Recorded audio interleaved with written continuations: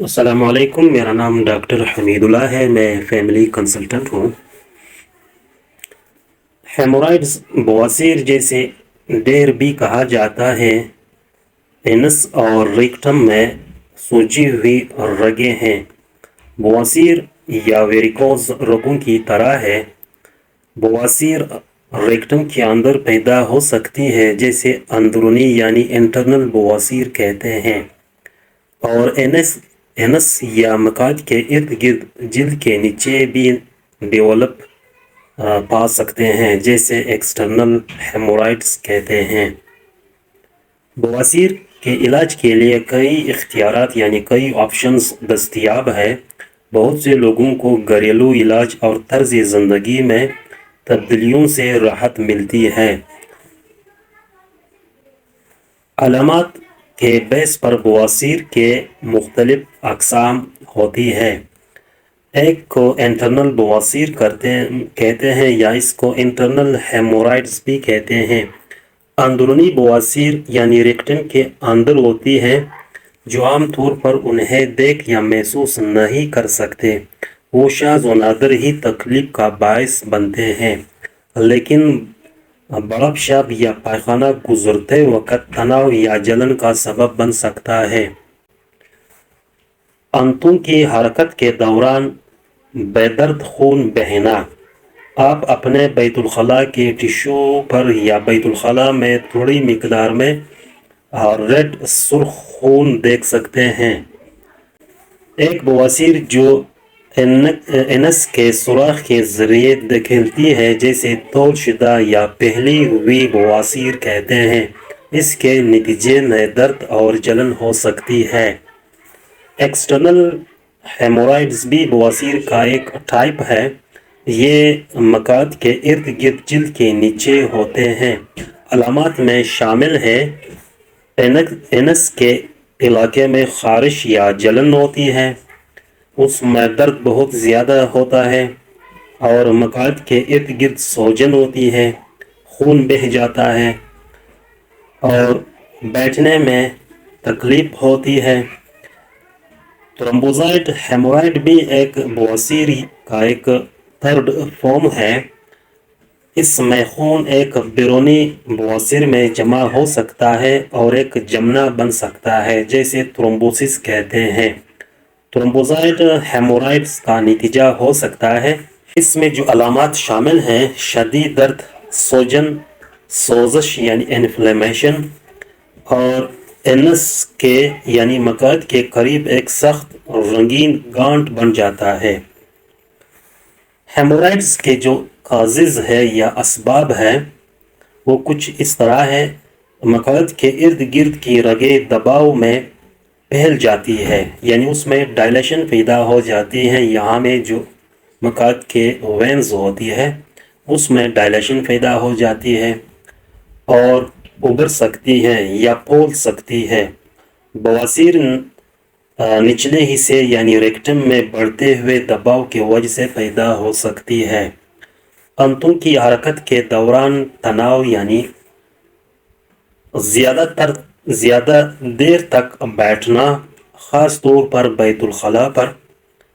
Chronic diarrhoea یا chronic constipation یعنی دائمی اسہال کا ہونا یا دائمی قبض کی شکایت رہتی ہے۔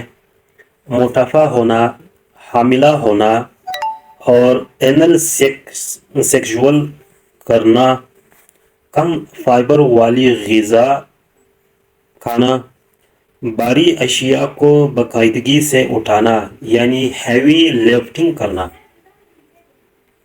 یہ سارے وہ سبب ہیں جن کی وجہ سے ہیمورائڈز کی شکایت پیدا ہو جاتی ہے۔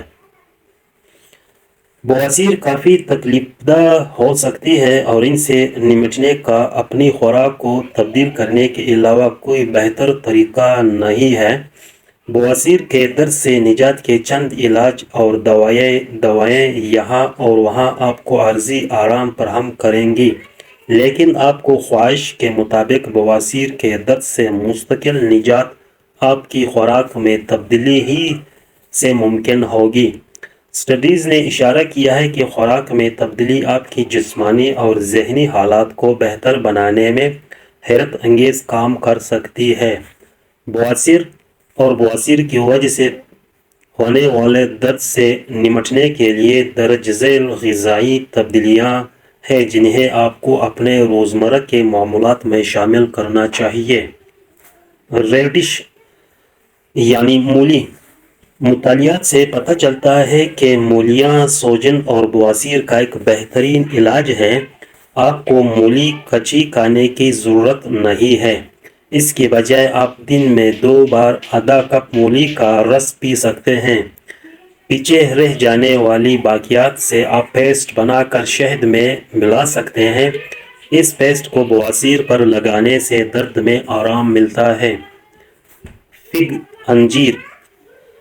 طویل عرصے سے انجیر استعمال سے بہت سی اہم بیماریوں کا علاج کے لیے استعمال کیا جاتا ہے جو انسان کو معلوم ہے۔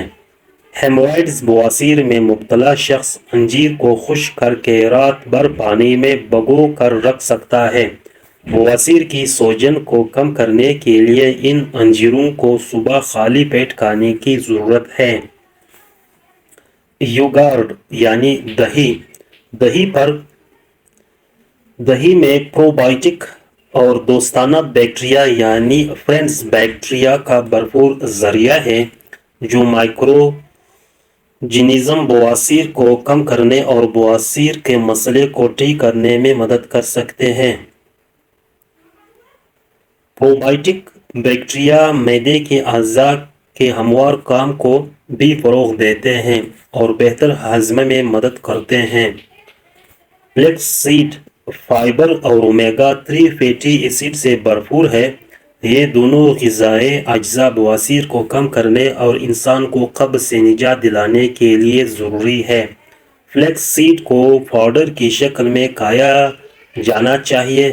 یہ ہضم کرنے میں آسان بنتا ہے۔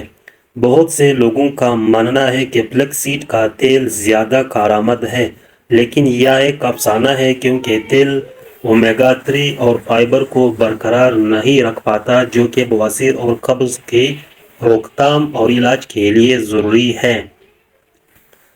مینگو کے سیڈ یعنی آم کے بیج۔ یہ ایک مشہور حقیقت ہے کہ آم کے بیج بواسیر کے علاج میں مدد دیتے ہیں، تاہم جہاں تک آم کے بیجوں کے استعمال کا تعلق ہے وہاں ایک مناسب عمل شامل ہے۔ بیجوں کو خشک پاؤڈر میں پیس کر ٹھنڈی اور خشک جگہ پر ذخیرہ کرنا ہوگا۔ ایک بار جب پاؤڈر تمام خشک ہو جائے تو پاؤڈر کے 1 یا 2 چمچ دن میں 2 بار لیں۔ پاؤڈر کے استعمال سے مریض کو سوجن، درد اور خارش سے نجات ملے گی۔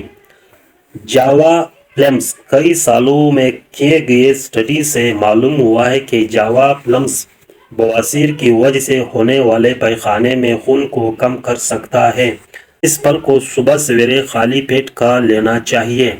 بواسیر سے نجات کے لیے کم از کم 1-2 ماہ تک ایسا کرنا پڑتا ہے۔ پومی گرینیٹ کے سیڈز یعنی انار کے بیجوں کا استعمال کرتے ہوئے بواسیر سے آرام حاصل کرنے کے لیے آپ کو انار کے بیجوں کو چھلکوں کو ابالنے سے پہلے کچھ دیر کے لیے پانی میں بھگو دیں۔ توجہ مرکوز کو دن میں 2 بار لینا جانا چاہیے، ایک بار صبح اور ایک بار شام میں۔ ایسا کرنے سے آپ کو بواسیر کی علامت سے نجات مل جائے گی۔ بنانا۔ اگر آپ بواسیر کی وجہ سے ہونے والے درد میں مبتلا ہیں تو کیلے کے استعمال سے درد سے نجات مل سکتی ہے۔ آپ کو صرف ایک کیلے کو چھیلنا ہے، اسے چھوٹے چھوٹے پیس میں کاٹنا ہے اور ٹکڑوں کو دودھ میں ملانا ہے۔ آپ کو اس مرکب کو دن میں کم از کم 3 بار پینا ہوگا تاکہ درد سے آرام حاصل ہو، جیسے آپ کی درد سے نجات دلائے گی۔ السلام علیکم ورحمۃ اللہ وبرکاتہ۔